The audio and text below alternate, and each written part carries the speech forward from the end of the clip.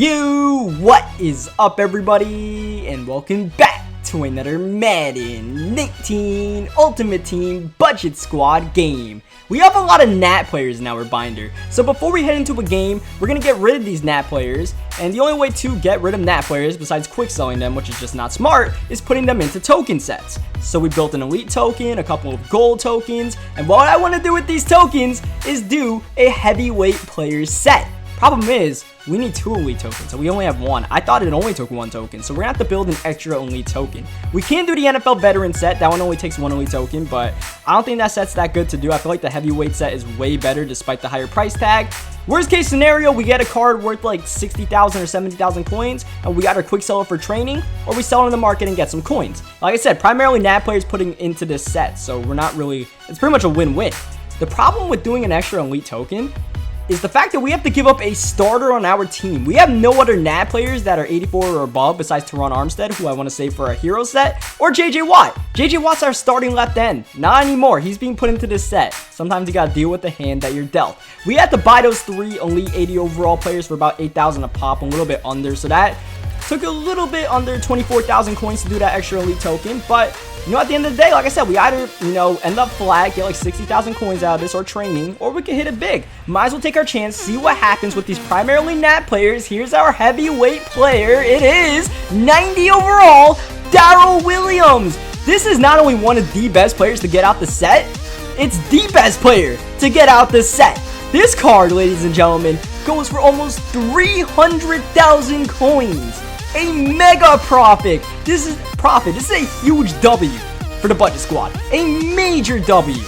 Primarily NAT player set. We pretty much spent like the amount it took to put like 10 gold players in that weren't NAT, probably even less than that, and the 24,000 it took to build up those like elite players, the 80 overall players.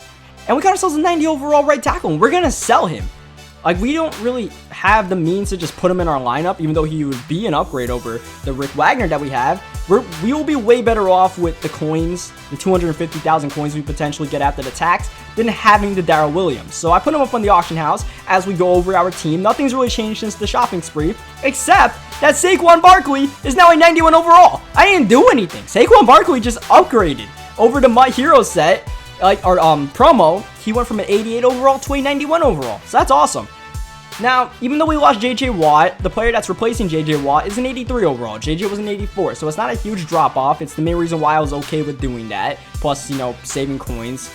I guess JJ Watt was going to be a casualty at some point, so might as well put him in there. And we'll try to replace DeMarcus Lawrence at left end at some point. And as you guys see, I actually decided to put the Darrell Williams in our lineup. I was like, we're about to go into a game. I might as well just put him in. We pulled him. Might as well just put him in for a game just so we can see what goes on. And then we'll just put him up on the auction house afterwards. It's not like his price is going to change after an hour or so, right? So might as well play with him. You guys see the solo progress. We got to get into those MUT Hero solos. So once you guys see the team next week, we will have ourselves the MUT Hero solos done. We'll have a major upgrade for our team or 2, or a lot of coins. Right now, we got a little bit of a problem. Our opponent has a really good team. I don't know if you guys realize this, but 95 Shazier, 94 Ricky Williams. Not only does he have a good team, this guy's been grinding. He has 93 Michael Vick. He has chemistries on his guys. Ricky Williams with a spin move. And he's got himself 7 points. On the first offensive play, Ricky Williams spins 2 of our guys out. I guess I should have seen that coming with him having the spin specialist trait.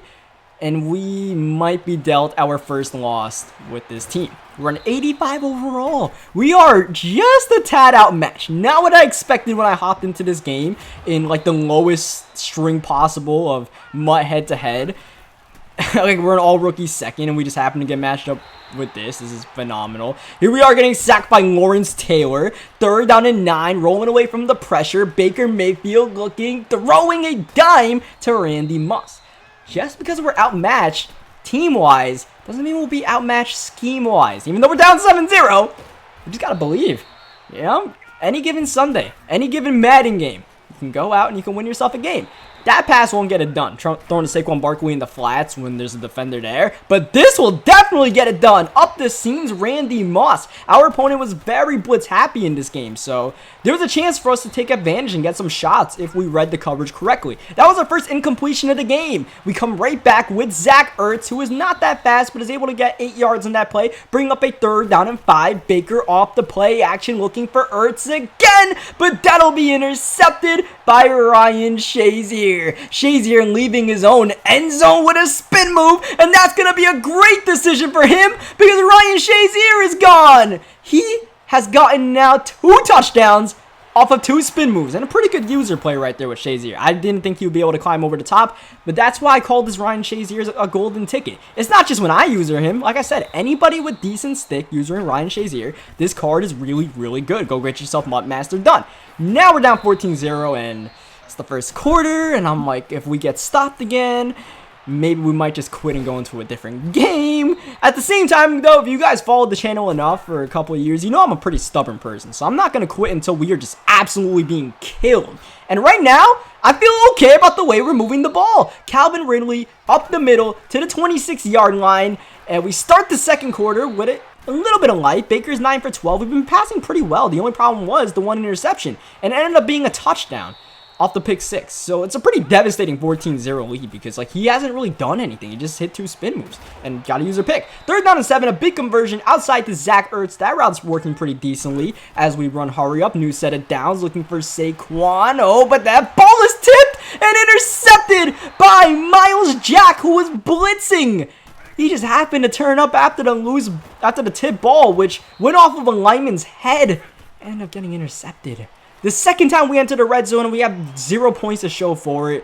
And, oh, Eric Berry's going to get the interception. Thankfully, he did that because if we went down 21-0, it was absolutely game over. Even at that point, we were still in quite the box. Thankfully, we got the pick. He put his hands in the cookie jar, and I guess we got one more shot at this right before the 2-minute warning. See what we can do here. That's going to be incomplete and nearly intercepted by Shazier again. 2nd down. Baker leaving the pocket. Actually got some good protection. And we got ourselves a 1st down. You're going to try to get a play off before the 2-minute warning. It's a running play with Saquon Barkley. And Barkley's actually got a decent gain on the ground. So we might have to look at this ground game. I wasn't really thinking that, the running game would work. And this is the main reason why you see him just coming through like Lawrence Taylor.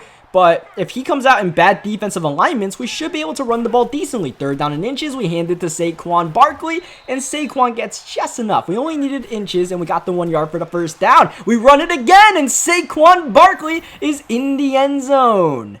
Now, he gets ball coming out of half. Oh, no, actually, we get ball coming out of half. I made a mistake. I forgot that he scored in his first play with Ricky Williams. So the fact that we get ball coming out of half means that if we get a stop here, we might be able to come back into this game. This is the first time we've seen his offense besides one Ricky Williams spin move and right away a blown coverage.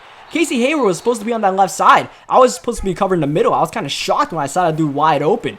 So thankfully it wasn't a touchdown, but still not that good. Next play, running some crossing routes, hitting T.Y. Hilton. That's primetime performers T.Y. Hilton, one of the fastest players in the game. Quickly taking him to the 17-yard line. A big hit by our Myles Jack. Gonna snuff that running play. 2nd down, he's got Michael Vick. And Vick trying to leave, but that is Derek Rivers, 82 overall, able to track him down. 3rd down and 10. We can use this stop, and Kamara out the backfield is not going to get it. That's the 3rd running back we've seen as he calls hurry up here on 4th down and 2, but what he's going to do is basically make sure that this is going to be the last drive of the first half. I wasn't going to call my timeout really anyways because if I do call my timeout, we have 20 seconds left with no timeouts from our own 25-yard line. So I didn't really care to call a timeout. So it was a good strategic move, but it really didn't mean too much. At the end of the day, he gets his 3 points, gets a 2-possession lead, and nearly gets a fumble recovery. That's why I tell you guys, I don't like putting cornerbacks and wide receivers at the kick returner's spot because they can fumble the ball. Deion's an exception, but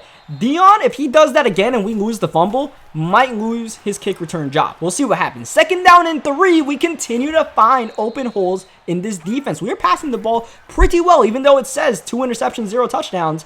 I feel like we're doing pretty good. Here we find Moss, but that pass just a little bit too far out of bounds. Otherwise, Baker Mayfield has been putting the ball where we need him to. Unfortunately, that time he gets home on the blitz right there. 3rd down and 10. You see just stacking the box, sending pressure straight up the middle. Saquon not enough for the 1st down, not in Jake Elliott's field goal range. So on 4th down, we keep the offense on the field, and Zach Ertz not able to get the 1st down. Champ Bailey there to bring him down, and I try to go to that play maybe one too many times. It worked twice. I try to go to it in a big situation, and maybe not the best play call to rely on a catch that was short to sticks to turn upfield right away. Maybe a better play call gets it done. We'll be second guessing that one as 3rd down and 10. Oh man, Barkley out the backfield. That's kind of the result of having not so great players. Unfortunately, we didn't get Denzel Ward to turn around, but Eric Berry does. And Eric Berry with the back juke on his 2nd interception of the game. Every time I think I'm out the game, Eric Berry comes through, and that's why we got ourselves Berry, man. Not just because he's my favorite safety in the game, my favorite player in the NFL, but because he makes plays. He's keeping us in this game. We have to score on this drive, though, preferably a touchdown. A field goal does keep it a 1-possession game, but what we mainly have to do is score quickly. We're near the end of the 3rd quarter here, running it with Saquon Barkley, getting away from him, and Barkley, with that spin move, takes us to the 27-yard line. Gonna call hurry up here, try to get one more play out for the end of the 3rd quarter. Just gonna quickly snap it to Barkley. But you see Lawrence Taylor's all over the field. He's been tackling Baker a couple of times. He's all over some of those inside zones, so you know, obviously our left tackle is not too equipped to handle Lawrence Taylor. As you see, Lawrence Taylor is just wrecking the game. That's why you get a Lawrence Taylor, so we can do stuff like that. But we have an 85 overall team. You don't really need Lawrence Taylor to do that. 3rd down and 7. Baker, is that a 1st down? Yes, it is. It is a 1st down. And we're going to call hurry up right here. Try to get a quick play off. Maybe a shot to the end zone. Just going to dump it down. Take the yards that's given to us. Unfortunately, only a 3-yard gain. And the clock continues to chew. 2:50 left. Still down 2 possessions. He's only rushing 2 people as we roll out the pocket. Here comes the QB spy, and Baker just gets that ball away. A big 3rd down here. Cannot turn this ball over. We're actually going to hand it off to Saquon Barkley, and Barkley trying, but getting close to the 1st down. It's 4th down and 3 at the 10-yard line. The offense on the field, the game on the line, and we get called for a false start. Whatever it was, but we basically called for a penalty right there. I tried to pretty much either get a penalty, delay of game, or false start, whatever it may be. I didn't like going for it right there. I figured we'll take our field goal, get a stop on defense, and get this ball back, as he is going to return this. He came out an onside recovery, so no one's blocking for Deion Sanders, who still takes it to the 23-yard line. Interesting decision there. I feel like our defense is playing okay, though. I'd rather, take this chance. Okay, maybe our defense is not playing too great, but take this chance rather than going for it on that 4th down and 3. So here's Saquon Barkley at the 2-minute warning, getting tackled on 1st down, and we are not going to use our timeout. Save one of our timeouts. 2nd down. Here's Michael Vick looking to pass. Oh, that is tackled.